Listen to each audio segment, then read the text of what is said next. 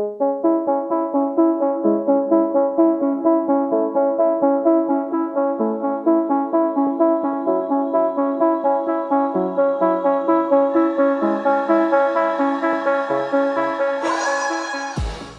and welcome to the Blackout podcast where I get to talk to amazing people who do amazing things. And today, so excited that it took a couple of months, almost a year, to get this one to happen. But I'm so happy to have musician, I want to say composer and synthesizer, awesome fan, my friend Katie Wayne. Thanks for coming to the podcast. Thanks for having me. I'm so glad to be here. So I remember like we kind of bumped into each other at Music Week in Antigonish.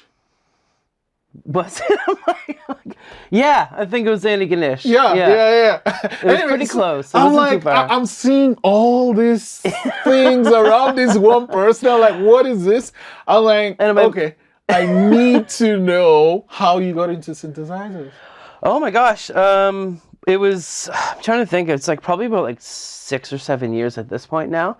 But I mean, I've been playing music for pretty much my whole life and based of like writing songs with guitar and things like that. And then, yeah, just one day on the internet, I stumbled upon this woman named Lisa Belladonna. She's amazing. I love her so much. And she was doing some pretty incredible stuff with modular synthesizers. And I was like, whoa, what's going on here? I was like, this is incredible. And I just kind of fell in love with it. I was so intrigued. It confused the heck out of me for so long. It was so confusing, but like I just became obsessed with it, you know?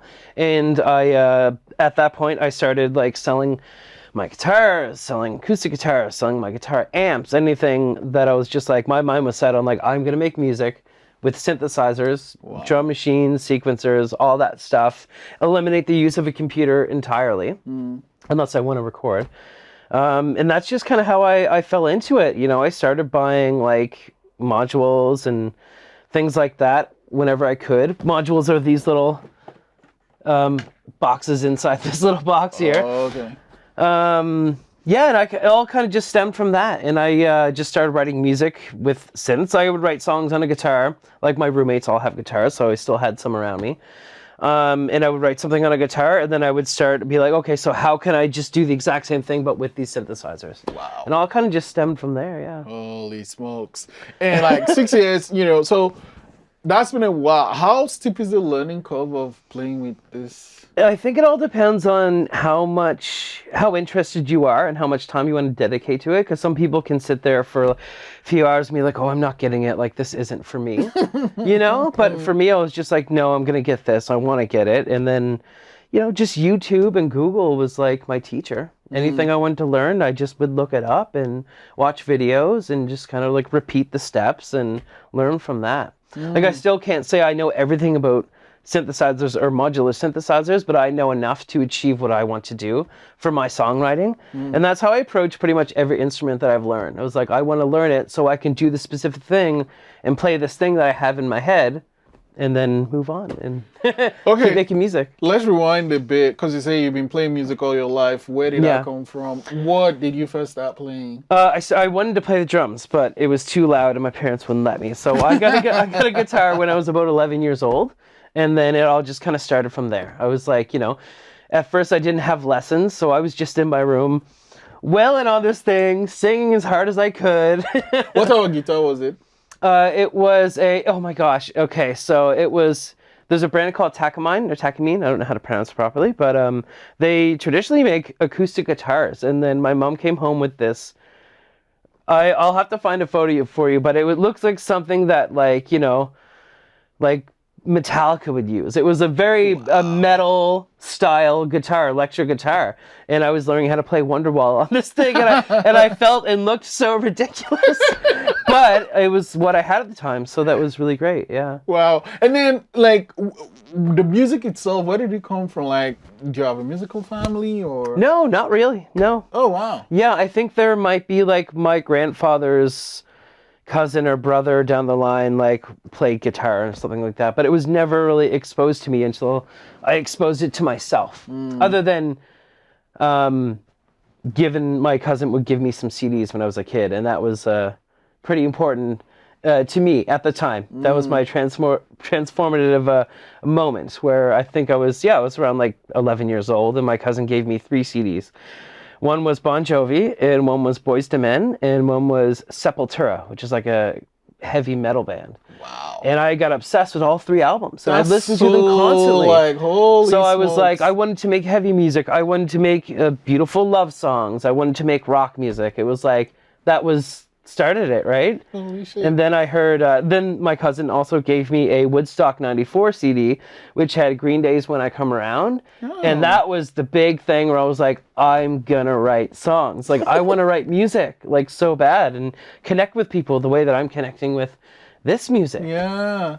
And like, did you find writing songs, did that come easy to you?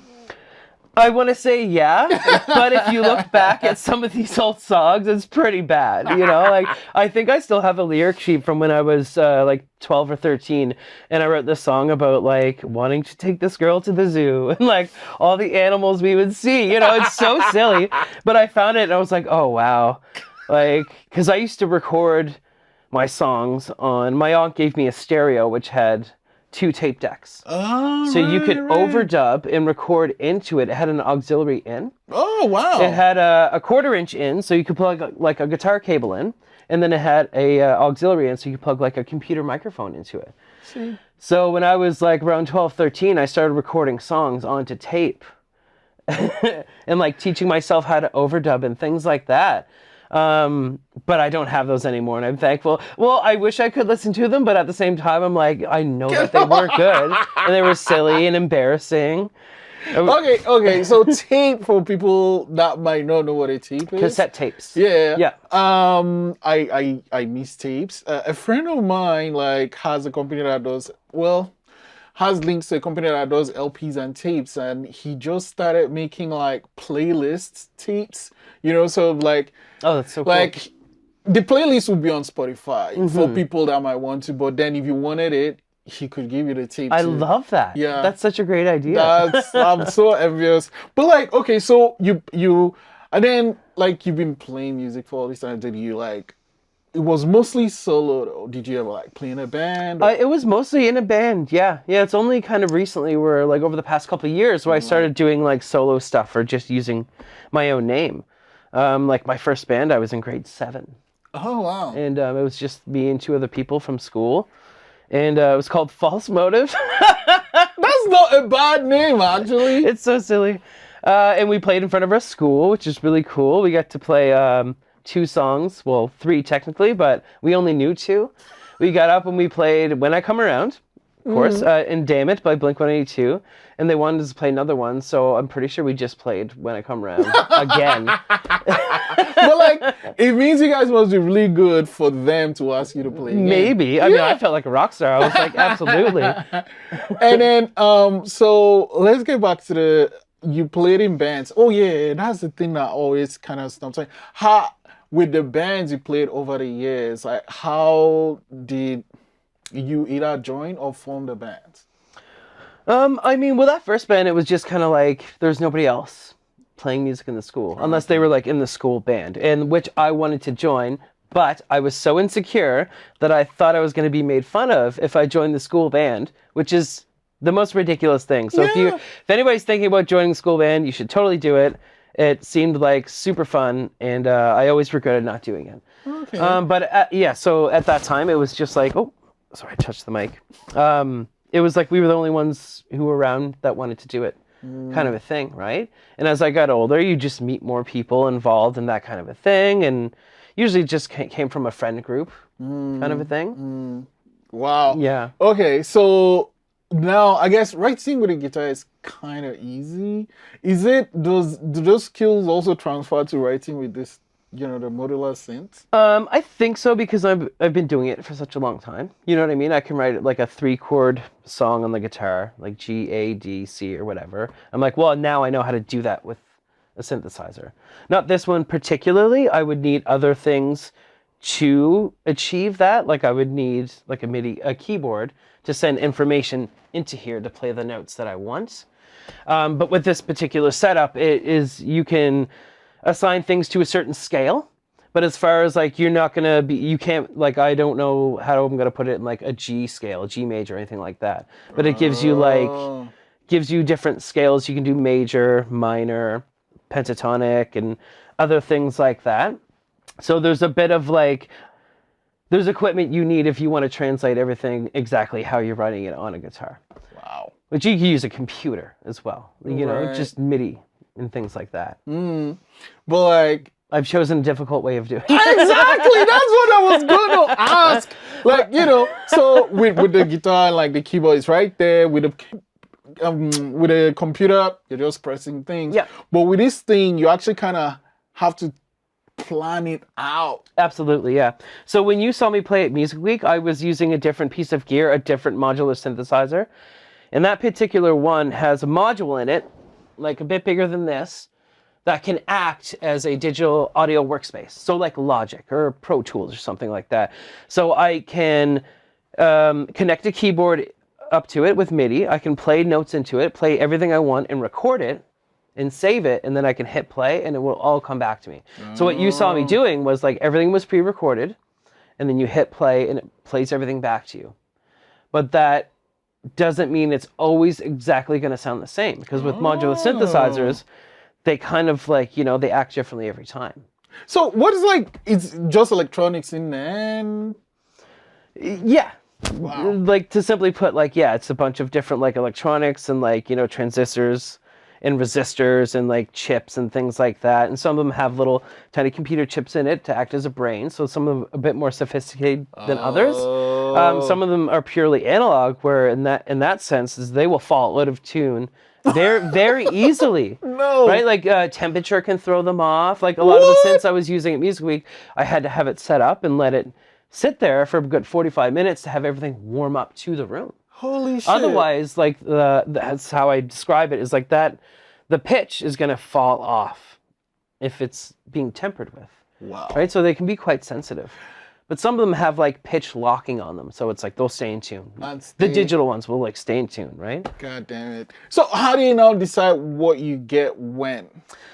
I mean, it's a lot of like trial and error. I've bought many modules and be like, well, this isn't for me. Like I've watched videos on it and be like, oh, that seems great, but in reality, in my workflow of writing, just doesn't seem to fit. So there's a lot of buying and selling and trading and things like that. But like, you know, just watch as many videos, read as many manuals as you can. What do you get from the manuals?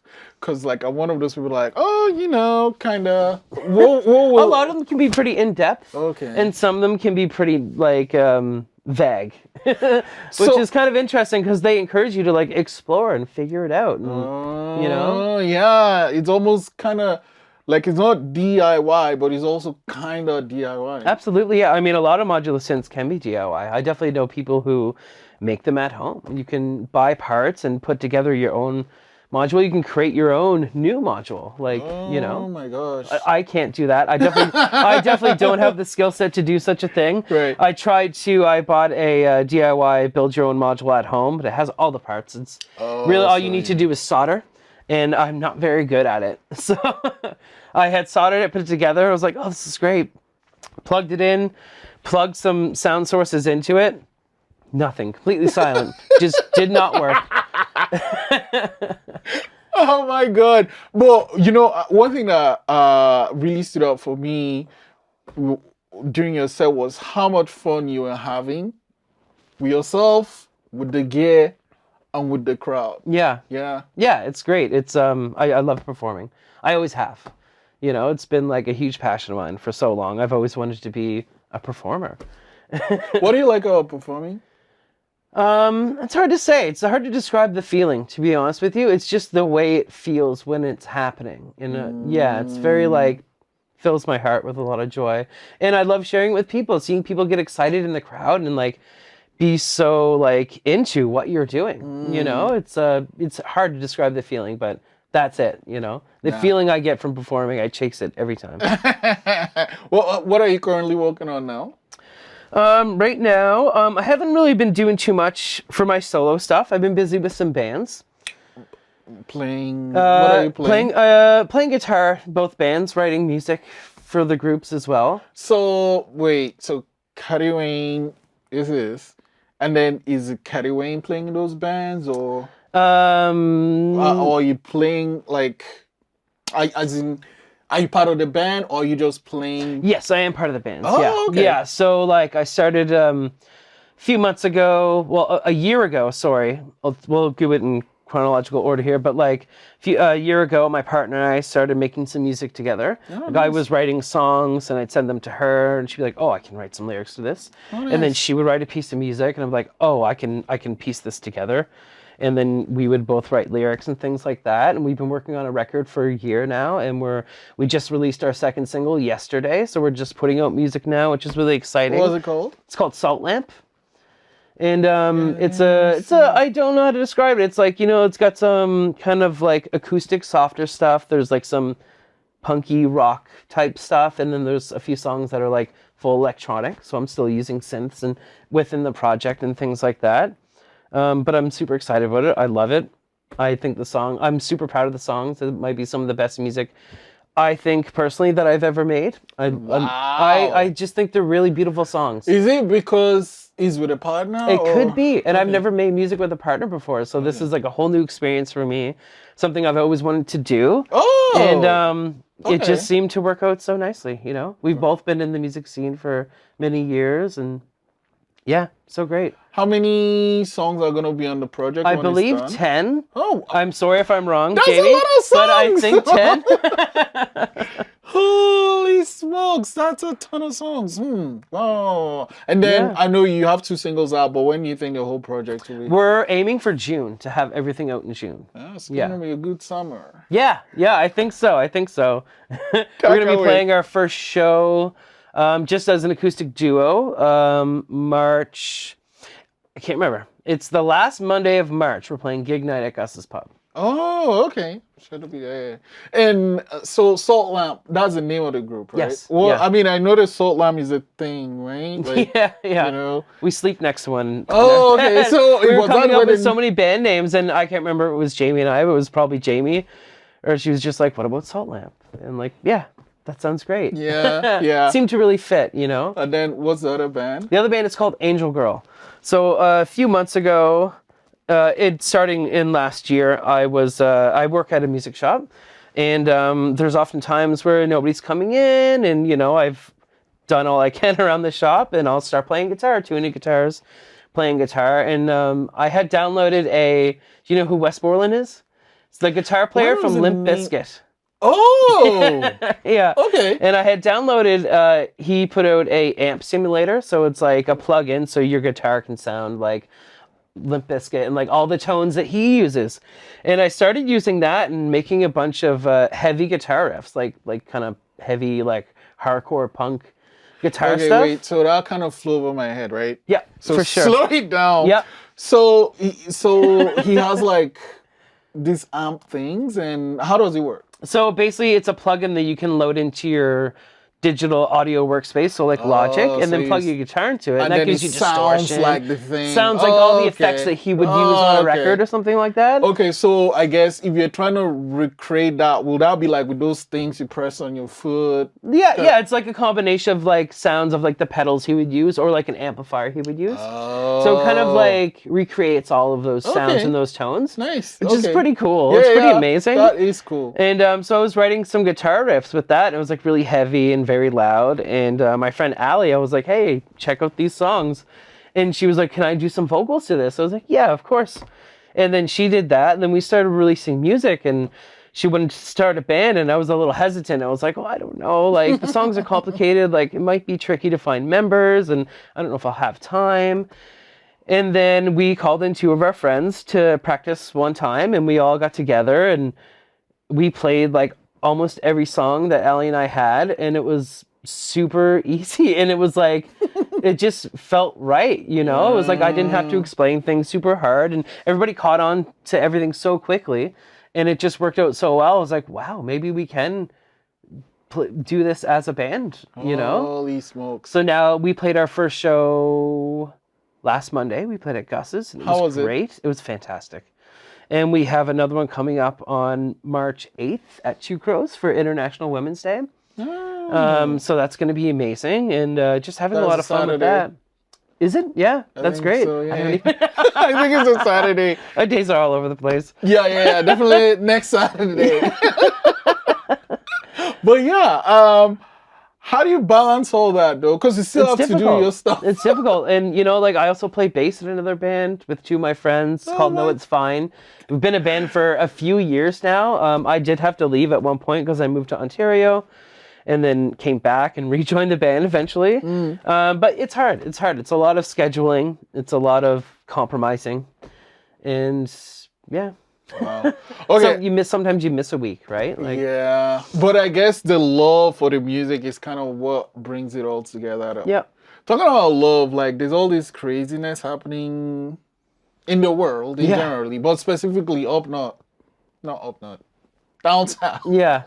My geography is bad. But like in the US specifically with all's going on, how do you, just for you personally, how are you handling all the news about like kind of dismantling of DEI and like the trans rights and all these things? Oh, it's hard to handle, like definitely like there's going to be moments and every day or every second day we're just going to break down and cry a little bit, because you hear something almost every day and it's awful. Yeah, it's hard to take. It's hard to take, but I try to stay centered to who I am and the people around me, and knowing that like I have such a big, loving community, especially here in Halifax, and I'm just grateful for that, and sad for everybody else who may or may not have that, or is having it taken away from them. And I was thinking, like, does music help in any way? For me personally, absolutely. And I think it helps a lot of other people, too. It's a great way to escape, or to feel seen, or to feel connected, and to feel supported. Music's incredible. Music is life, one of the most important things in my life, and I don't know where I would be without it. Oh, man. You've brought so much, actually, well, you brought so much magic to the studio today, and I'm going to let you go with a little piece of magic too. Oh. But before I do, there's a question I love sending guests out with, and it's something a friend of mine asked, like, so what's something that happened to you before you were 17 that played a huge role in who you are today? I mean, it's going to be music, I would say so, yeah, but also my grandmother is like a big reason of who I am today, why I am and who I am today, I would say. I grew up living with my grandmother, so just having that opportunity, which a lot of people don't, and being with her all the time, and my grandfather was just, will always be super important to me and to the reason like why I am the way I am, I think. Wow. Yeah. Thanks for sharing that. Okay, so here you go, and I need you to write a number between 1 and 60. Okay. Now, I can't see it when you're done. You can show any of the cameras. 1 in 60? 1 and 60. I got it. I know it. Okay. And you want me to show the camera? Yeah. I'll not see it, so you can... I hope they can read my writing. Which camera? This one? Anyone? Okay. So, I'm going to use these cards to guess your number. So, the number is going to be in at least one of these cards, right? Yeah. But it might be more than one. Mm-hmm. Okay, so I need you to walk me through it. Is your number here? Yeah. Okay. I hate it when it's in the first one. But I know, I can't believe it. Is it here? Like in that particular row? No, in this card. It is, yes, it is. Yep. Okay. Yes. Is it here? No. Okay. Is it here? Yes. Okay. Is it here? It sure is, yeah. Oh my God, okay. Is it here? Absolutely. Okay. So, and it isn't here, right? No. I don't see that. Okay. This is...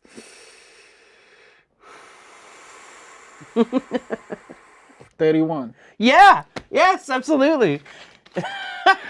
Oh man, Katie, I can't let you leave the studio without at least doing something on this thing. It looks like Absolutely. a bunch of wires and stuff. Yeah. I want to say thank you so much for the amazing music you make, sharing your love for it online and stuff. Where can people check out your stuff? Instagram, there's a lot of stuff on Instagram. You can catch me at... Actually, your name on Instagram is great. But yeah, Thank you. Say what Thank it you. is. It's Since You've Been Gone. I mean, holy shit! Like what? I love that people love that. I've had people stop me in the grocery store and be like, "Are you Since You've Been Gone?" Yeah!